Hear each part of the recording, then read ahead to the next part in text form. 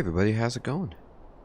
Dr. Incompetent here, and let's play some Amazing Cultivation Simulator. So we are still working through the quite prolific, robust, lengthy, numerous tutorials, but that only means for me that it's a deep game with a lot to learn, and I'm giving it the chance. I'm excited to actually play the game, but before I do that, I want to have an idea of what's what. So we're now going to learn about the factors that affect cultivation speed of an inner disciple and the effect of those factors. So let's find out. So learn cultivation related factors, open law and cultivation. So first, click and select an inner disciple, like this one. Click to open the Law and Cultivation menu. OK. The player can place the cursor to see the info. Alright. How well the character's main stats and the cultivation law match. Okay.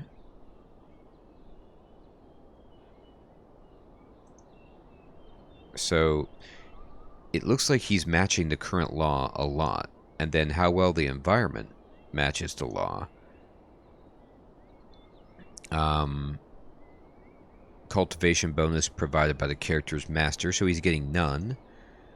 And the environment key density grants a bonus to your cultivation. So if there's a lot of key nearby. So that makes sense. Like if you're meditating out in nature, I guess the more chi or key that you generate,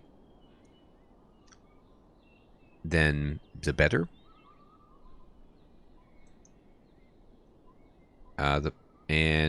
The current location's coziness grants a bonus to your cultivation. You gain a bigger bonus by using higher level materials. So it's not very cozy. Apparently the season affects cultivation as well, and he's getting like 5 minuses from the seasons. This is a bad time to cultivate. The character's mood affects it, and he's doing well. And then their mental state also affects it. Above are the main factors that affect an inner disciple's cultivation speed. Not only do they influence the cultivation speed, but they sometimes affect the other aspects such as breakthrough and gaining inspiration. The player needs to explore more of the contents to train better inner disciples. Okay. So this makes sense. So like, you know, if you want them to cultivate well, you need to meet all of those needs for cultivation. In this tutorial, learn the source and effect of Qi. I'm just going to say Qi from now on.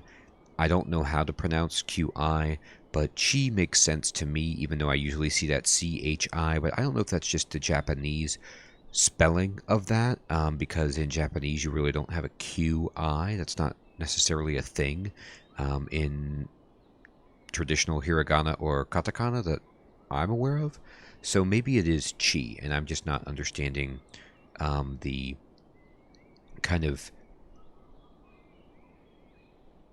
way that Chinese is being translated into the English alphabet and how to pronounce that phonetically. So I'm going to say Qi because it makes sense to me.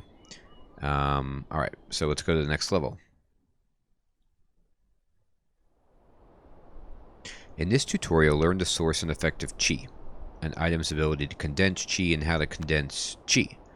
Okay, Qi that exists in nature can be absorbed by most items, buildings, and plants. An inner disciple can absorb and convert the natural Qi into their own, and also use other methods to absorb Qi from items, buildings, and plants. Wow, okay. So we'll select this guy, or girl. And the player, let's see, so we see here that this is their Qi meter, and they absorb Qi from their surroundings, okay? And we can go here to check the Qi density. The environment's Qi density grants a bonus to your cultivation, okay? Alright. The player can let inner disciples practice in a place with high chi density that helps to increase the cultivation speed and quickly recover their chi. It makes sense. So you want to put cultivation spots in high chi density locations. Effect and range of chi gathering. So we're going to select this gnarled vine, and we're going to say place it, and we're going to put it on display. So we're going to display this gnarled vine on the spirit stone floor. And we're going to take this jade essence, and we're going to place it on the spirit wood floor. And then we're going to take the spirit wood, and we're going to place it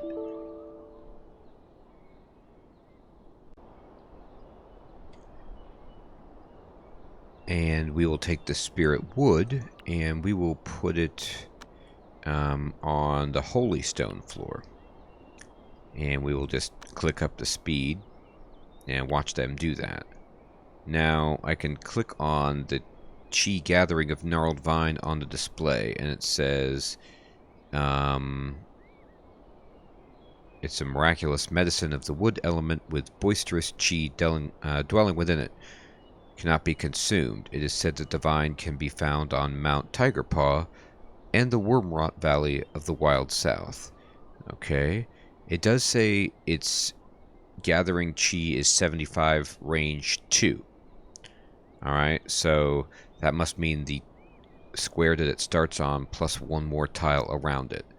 And I think that what the game is doing here is just displaying the range of the chi in these different colored tiles. I don't know if that would be displayed normally in the game, or if they're just doing it for the tutorial to show this is a range of 3. So 1, 2, 3 tiles away from the focal point, 1, 2, 3, 1, 2, 3, and then you get these diagonal squares, 1, 2, 3, like that. And yes, this indeed has a range of 4, so it's bigger. An item's ability to condense chi is positively associated with its chi gathering, and the chi density around the item will slowly increase as well. A wider range of chi gathering means it will affect the chi density of a larger area. Therefore, chi is always flowing from areas with low chi gathering to those with high chi gathering. Alright, wait a minute.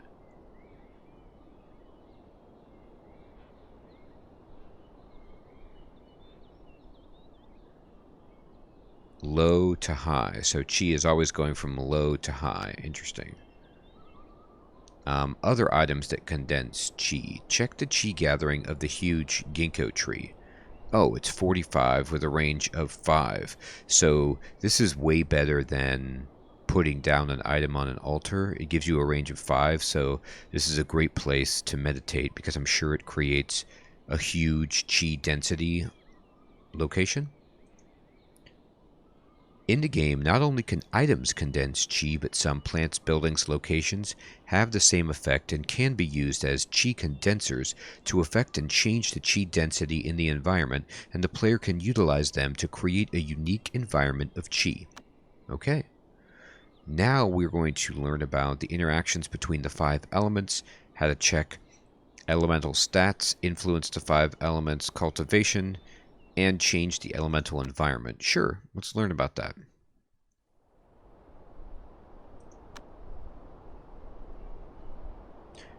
Interaction of the 5 elements. Open the 5 element diagram. Okay, so this is a button I haven't clicked on before. It's by the time scale, and it's just a way for us to see the interaction of the 5 elements.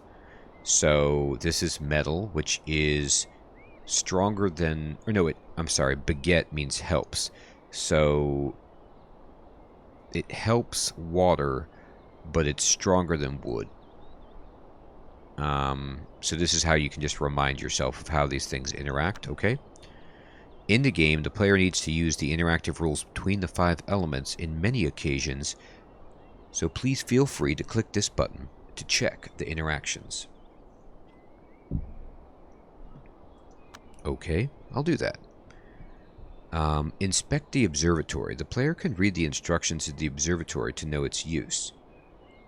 It says it's used to observe the fire elements. feng shui and distribution of qi. Okay. So we can enter feng shui mode and right-click to open the comment panel of select the sex feng shui. Okay. I'm just going to left-click it, and we can place the cursor on the rocky terrain to check the elemental stats of the place. Oh, interesting.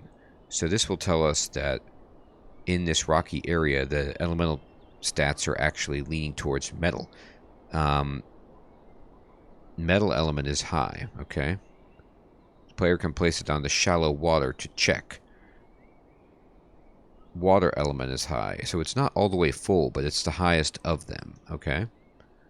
After building an observatory, the player can check feng shui and move the cursor to inspect the elemental stats of different locations in order to know the elemental interactions in a certain area. Okay. So now we're going to elemental, environment, and cultivation, and we're going to check the law. Click and select a disciple. Click the law thing, and then check law type in the top left of the law page. An inner disciple's law type is their own elemental attributes. Alright, so if I click on this, it says the player can place the cursor to see the current 5 elements.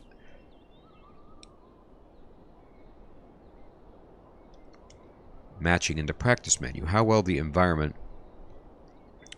Alright, so we can see that the environment's elemental attribute does not match their law well. Let's close that. The player needs to check the elemental tag of the parasol wood to know the elemental stats of the item. Okay. So it's a wood item. Select display, select place item, and we're going to place this item here, which is like a metal bar, and we're going to exit feng shui mode, and we're going to speed it up and watch this person go move the bar, and hopefully change the feng shui of this area so that the element interacts better with this inner disciple who's meditating. Alright, so let's click there. Player needs to check the elemental of the igneo-copper bar to know the elemental stats of the item. Okay, so I'm on it. And let's look at their cultivation screen. And look, they match up at +3 with this feng shui configuration. Or the elemental configuration. Interesting. Okay. Everything in the game has elemental stats. The player can check the 5-element diagram to see its elemental stats and range of effect. The player can also change the 5 elements in an environment by placing or moving items, making buildings, laying floors, growing plants, etc. Alright. In this tutorial, learn the effect of mental state, the relation between mood and mental state, and how to store it. Okay. Alright, let's see this. So, click the notification for mentally unstable in the left. That sounds terrible. So, Zhang Li Shu is mentally unstable. That's bad. Click Mood and Social in the right side of the character status menu. The player can check the mood bar in the status menu to know the disciple's mood, which is affected by different moods in the mood page. Okay. So, I don't know what that means. 103 out of 76?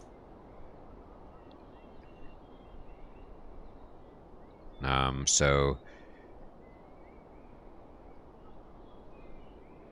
Is this how somebody else is affecting them? I don't get it. We're gonna have to check their mood. So we click this, and the mental state of an inner disciple is susceptible to changes in mood. So we can click on the breakdown. Oh no, wait, that's not the breakdown. That's their mental state, and they're at breakdown. So that's really bad. So let's get out of that. The mental state of an inner disciple affects not only their efficiency, of their cultivation, but also the success rate of their breakthrough, elixir concocting, and artifact crafting. Generally, a stable mental state benefits the cultivation. Changes in mood greatly affect the mental state, as it will deteriorate faster and recover more slowly when the mood is too low. And when the mental state is too low, the disciple might be enthralled and lose control. That is bad. So we're going to adjust their mental state. We're going to select Seek Peace. So like you have to affect their target for cultivation, and we're going to select Mind, and we're going to select 3 times. So we're like calm down. So they're like resting or just chilling out or something, I guess. And then we're going to check. The disciple has restored a little mental state after seeking peace. Good. They're still at breakdown, but maybe it's better. It'll take some time to recover a disciple's mental state by seeking peace, so when it's an emergency, other methods need to be applied to restore mental state. Sure. We got to give him some medicine or something. The player can read the instructions for Purity Leaf to know its effect. It's a common herb of a chilling quality. It can calm one's spirit and chi. Also increases mental state if the taker is an inner disciple. All right. And the Purity Pill. It can stabilize one's mental state. Okay. Click the Eat button on the NPC, and we're going to give him the Purity Pill. We're going to be like, dude, eat this, chill out. The disciple has restored a little mental state after eating Purity Pill. The player can observe these changes by checking the mental state. So now they're at 21. It's still breakdown, but it's way better. Okay. Items like elixirs, treasures, and rare medicine can be used to restore an inner disciple's mental state to ensure it is stable. Besides these, there are other items that can restore or improve mental state, such as miracles, talismans, manuals, decorations, feng shui relics, etc., waiting for the player to explore. Interesting. Alright, in this tutorial, learn the meaning of breakthrough. Sure, let's learn about breakthrough.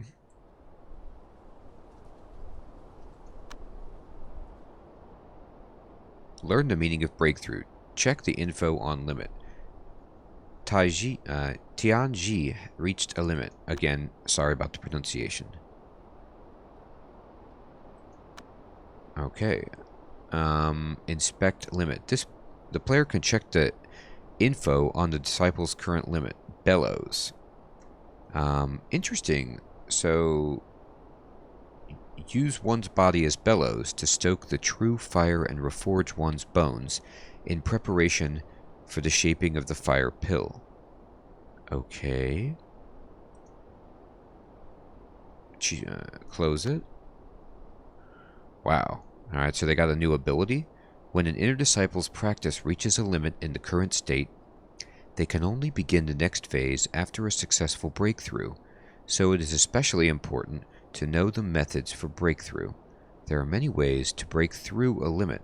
For example, relying on environment and chance, going on adventures, reliving the life of an outer disciple, surviving a tribulation of thunder, etc.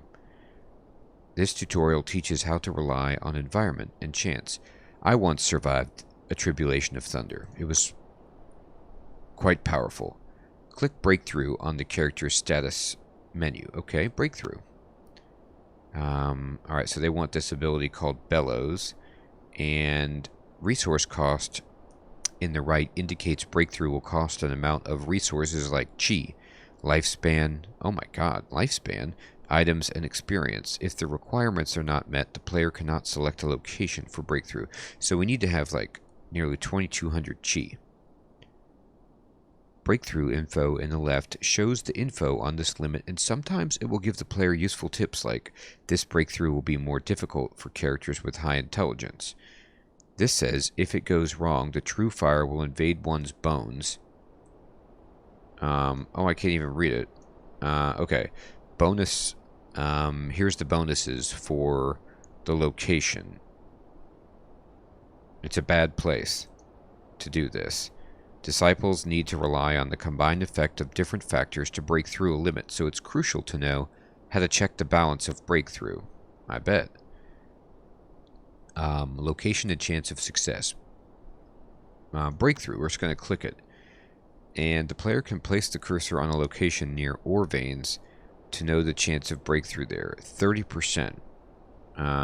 Okay. The player can place the cursor on a location near shallow water to know the chance of breakthrough there. 30%. Okay. So still not very good. The player can place the cursor on a location near giant ginkgo to know the chance of a breakthrough there.